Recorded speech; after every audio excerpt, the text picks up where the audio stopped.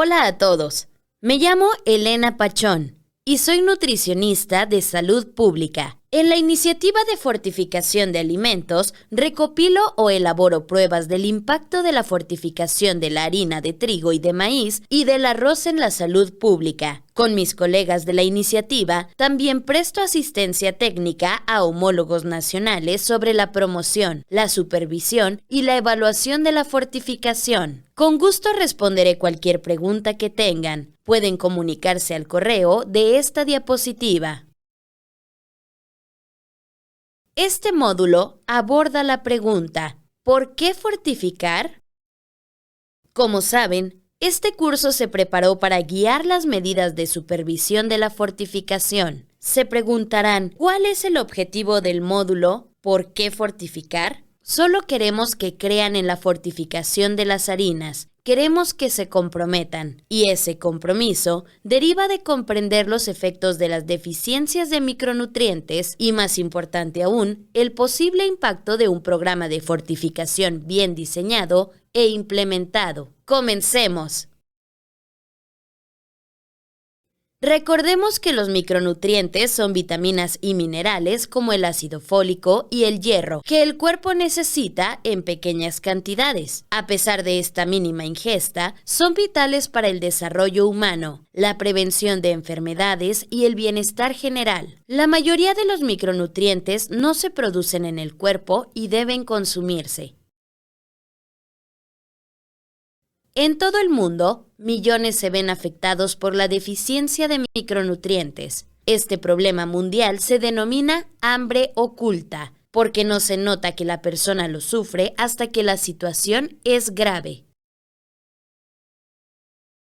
Aquí verán algunos ejemplos de consecuencias clínicas provocadas por deficiencias graves. Por ejemplo, la deficiencia de vitamina D puede provocar raquitismo o debilitación en los huesos. Si no se trata, pueden ocurrir deformidades esqueléticas. La deficiencia de vitamina A puede provocar manchas de Bitot y a la larga ceguera, si la persona no se diagnostica ni trata. La deficiencia de vitamina A también aumenta el riesgo de contraer una infección. Hablaremos sobre las consecuencias de otras deficiencias de micronutrientes. El principal objetivo de la fortificación de harinas es aumentar la ingesta de vitaminas y minerales. Con el tiempo, esto puede llevar a mejoras en el estado nutricional de la población, lo que significa, por ejemplo, que la población no tendrá deficiencia de vitamina A. También conducirá a obtener mejores resultados funcionales. Por ejemplo, menos personas con enfermedades infecciosas gracias a la vitamina A añadida en su dieta. La fortificación de harinas tiene el respaldo de entidades de renombre como la OMS, UNICEF, el PMA, los Centros para el Control y Prevención de Enfermedades y organizaciones sin fines de lucro. Los beneficios económicos de mejorar la nutrición se reconocen reiteradamente en el Consenso de Copenhague. El Consenso de Copenhague es un grupo de economistas líderes que se reúne cada 4 años y estudia inversiones para hacer frente a problemas mundiales. Los últimos 3 paneles situaron las intervenciones en micronutrientes entre sus principales recomendaciones. En 2008, la fortificación de sal y harinas estuvo en el tercer puesto. La población de muchos países consumen harina de trigo en forma de pan, galletas, tortillas, naan y fideos. Su popularidad está creciendo en países en los que no la consumen tradicionalmente, como el sudeste asiático. El maíz se consume en tortillas y papilla, en especial en Latinoamérica y África. En muchos países se consolida la industria de la harina de trigo. La cantidad de harina que en un momento se produjo en cientos de pequeños molinos, ahora se produce en un puñado de grandes. Supervisar pocos molinos grandes es más fácil que hacerlo con cientos más pequeños. Por otro lado, si consideramos la industria de la molienda de maíz a nivel mundial, esta es menos consolidada. Esta probablemente sea una de las razones por las que menos países fortifican la harina de maíz en comparación con la harina de trigo. Una de las principales ventajas sobre otras iniciativas que pretenden aumentar los micronutrientes es que los consumidores no tienen que cambiar sus hábitos para recibir los beneficios. La harina fortificada puede usarse en las mismas recetas y los consumidores siguen comiendo lo que disfrutan. Al momento de esta filmación, 85 países tienen programas obligatorios de fortificación que exigen que se añadan al menos hierro o ácido fólico a la harina. Muchos países incluyen otros micronutrientes. De estos países, 16 tienen legislación para fortificar varios productos del maíz. Ahora, hablaré sobre algunas deficiencias de micronutrientes y sus consecuencias. La primera es la deficiencia de niacina y la pelagra. La pelagra se asocia con dietas bajas en niacina, que también llaman vitamina B3. La enfermedad se caracteriza por las 4D: diarrea, dermatitis, demencia y, si no se trata, deceso. En el primer cuarto del siglo XX, la pelagra era prevalente en Estados Unidos, en especial en el sur del país. En ese entonces, gran parte de la población eran aparceros o trabajaban en molinos de algodón. No tenían seguridad económica y consumían principalmente melaza, carne grasa y maíz molido, ninguno con mucha niacina. Durante el pico de la epidemia en 1928, la pelagra mató a casi 7,000 personas en el país. En 1914, el doctor Joseph Goldberg concluyó que la pelagra se debía a una deficiencia dietaria, pero no fue hasta 1937 que los bioquímicos nutricionales en la Universidad de Wisconsin asociaron la niacina con la pelagra. Poco después, molinos y panaderos comenzaron a fortificar voluntariamente la harina con hierro, niacina y tiamina, según normas de la Administración de Medicamentos y Alimentos. La iniciativa se amplió en 1940 cuando el gobierno notó que los jóvenes reprobaban exámenes físicos en el ejército debido a una nutrición inadecuada. Para 1942, el 75% del pan blanco de Estados Unidos estaba fortificado. Pese al éxito de los esfuerzos voluntarios, algunos estados promulgaron la fortificación obligatoria esa década. Como verán en el gráfico, la pelagra disminuyó drásticamente después de que comenzó la fortificación. Hoy, la pelagra no es una inquietud de salud pública en los Estados Unidos. Ahora el doctor Reinaldo Martorell compartirá una experiencia de Costa Rica de la reducción de la anemia ferropénica gracias a la fortificación con hierro.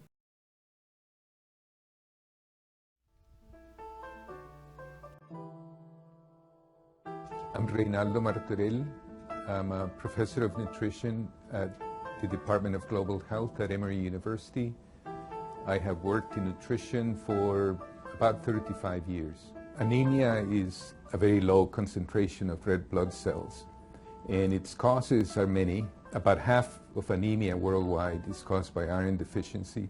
In some countries, genetic abnormalities like sickle cell are causes of anemia, but again, about half of all anemia is due to iron deficiency. Anemia is a very important problem in public health. It has many consequences, and a key consequence is the result of the shortage of red blood cells. And red blood cells deliver oxygen to all organs and tissues. And so if you have anemia, it means you're not getting enough oxygen, which means you feel tired, you feel lethargic, your capacity to do work is also impaired. And another consequence is that anemia can cause impairment of child development and learning. So this is an important issue that has long-term consequences for individuals and societies. It increases the risk of mortality in women at childbirth, and this is due to an interaction between anemia and hemorrhaging.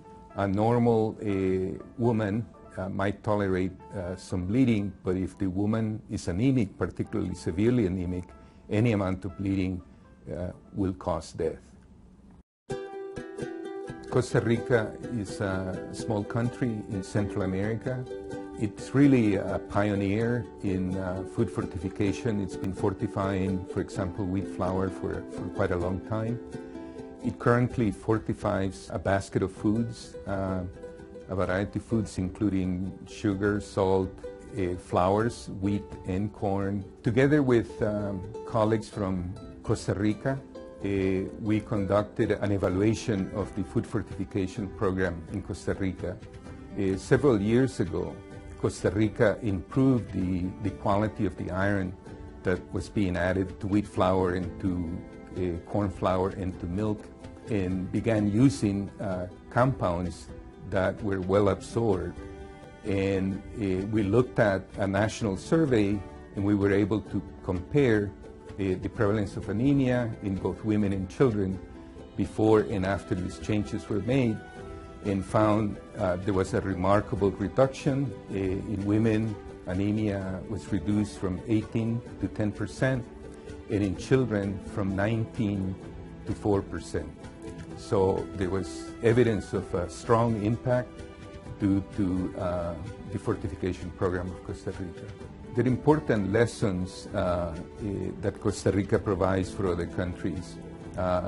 In some countries, the compounds that are being used to fortify foods with iron are not very good compounds, and they may want to take a look at the program in Costa Rica and think about what they might do to improve that aspect. They also need to look at dietary surveys to see if the foods that are being fortified are being consumed by the population that is a priority population in order to reduce anemia. And they can also look at the monitoring system that Costa Rica has, and also at the design of the evaluation that Costa Rica used. I think if countries do this, they will improve the impact of their programs.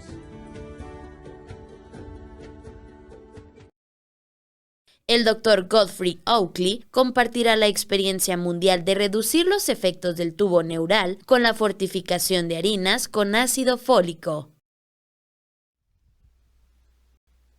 Spina bifida and anencephaly are two of the most severe and common birth defects, and they both occur very early in pregnancy.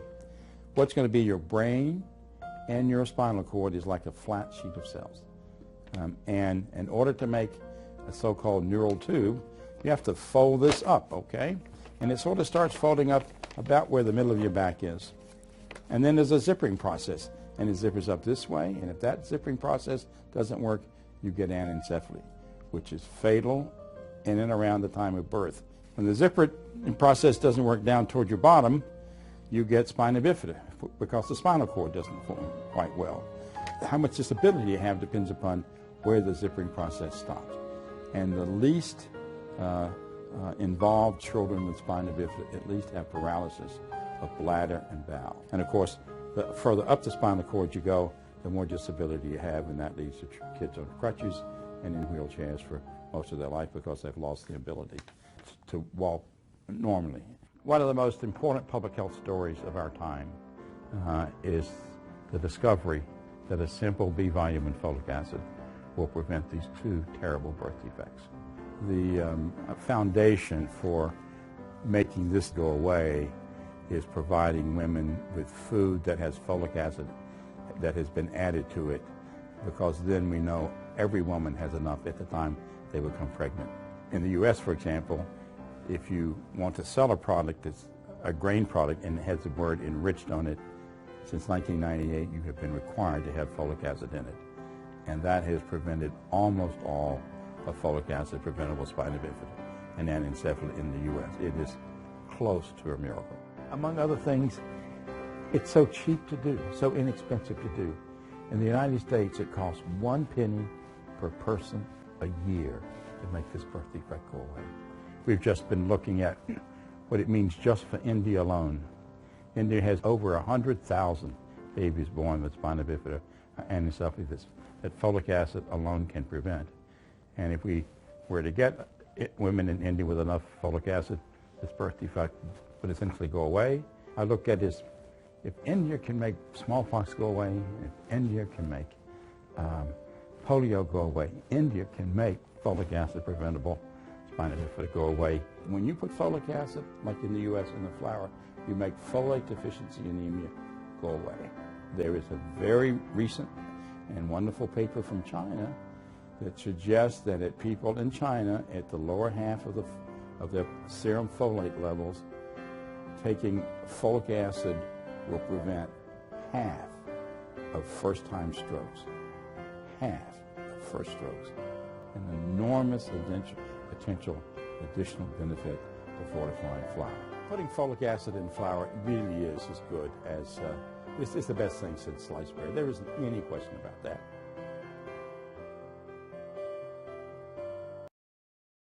Para cerrar este módulo, me gustaría presentar la historia de una mujer que nació con espina bífida.